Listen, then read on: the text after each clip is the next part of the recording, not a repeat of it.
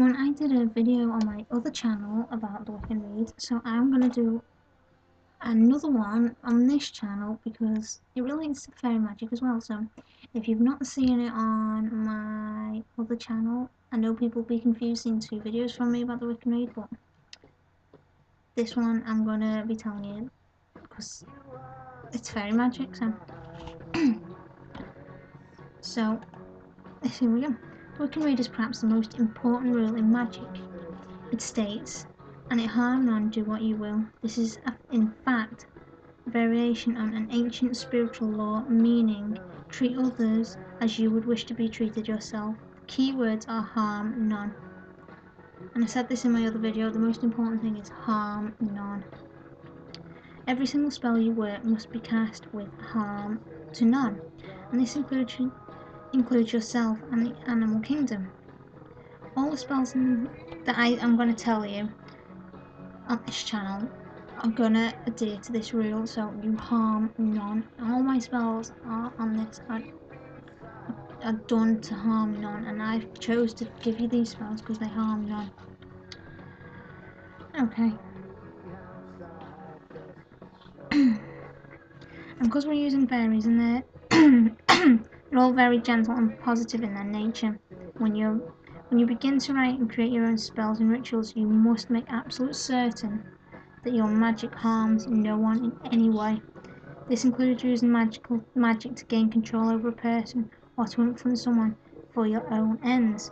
Misusing magic to make a specific person fall in love with you, for example, goes against the wiccan Rede and should never be done. Now, I see this a lot. People say about love spells. Okay, in my opinion on love spells, don't do them. Don't agree with them. Not to say if you like someone and you want them to fall in love with you, do not ever do a spell for that, because it's guaranteed it will backfire on you. Okay, it's always going to backfire because you're taking control of that person, and that's just wrong.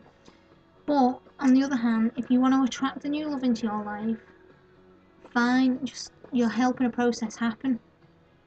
You're helping that process happen, but don't ever take control of someone, and no, never do that.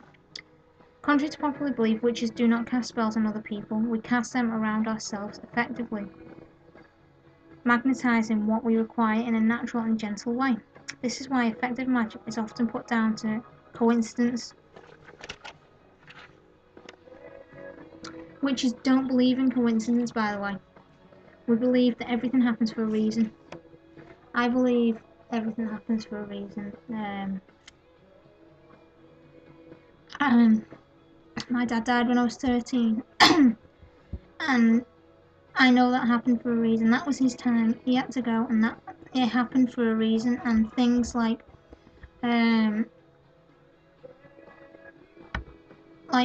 before my dad died, my mum learned to drive her car, and my dad died 3 weeks later. So it happened for a reason. Her passing her driving test.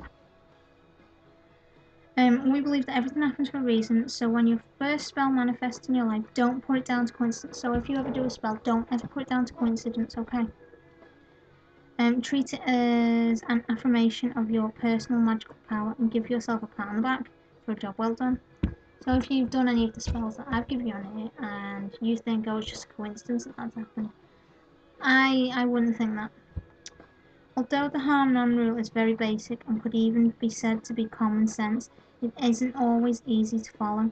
There will be times in your life when you are tempted to break the rules, go against the Rede and cast a negative spell out of anger, jealousy or spite. You're only human after all, and it's quite natural to feel angry. Sometimes, just be aware that if you do break the Rede and work magic to cause someone harm, it will undoubtedly backfire on you, and you will eventually have to deal with the consequences. You have been warned. Like I said, we don't believe in coincidences, but consequences, yeah. Magical practitioners have to think very carefully before casting a spell, asking themselves questions such as, who will this spell directly affect? Who will it indirectly affect? Am I prepared to accept the consequences of this spell and its manifestations in my life? Is there any possibility that this spell could have a negative effect on anyone? and so on. There's now what that's saying is it's going into the threefold law here.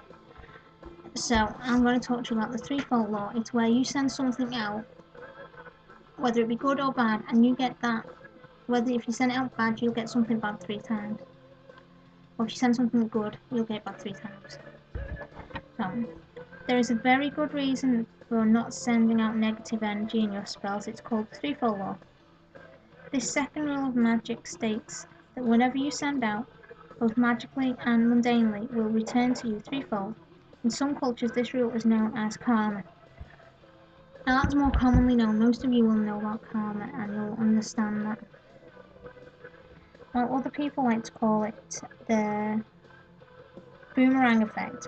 Use whichever terms you prefer, but remember the basic principle remains the same. Everything you send out in turn, the universe will come back to you 3 times the force of what you sent out. This is all well and good if your magic is positive, but if it's negative, there will be no avoiding the payback. An excellent reason not to do negative magic is that threefold law, because if you do like black magic or negative magic against someone, you're just going to get it back 3 times worse. So be warned, don't do bad against anyone, harm none, and in your practice be peaceful and harm none, and don't take control of anyone, don't control anyone's emotions, just don't. And I hope to hear back from you, everyone. I hope to have all your feedback on everything, so bless me everyone.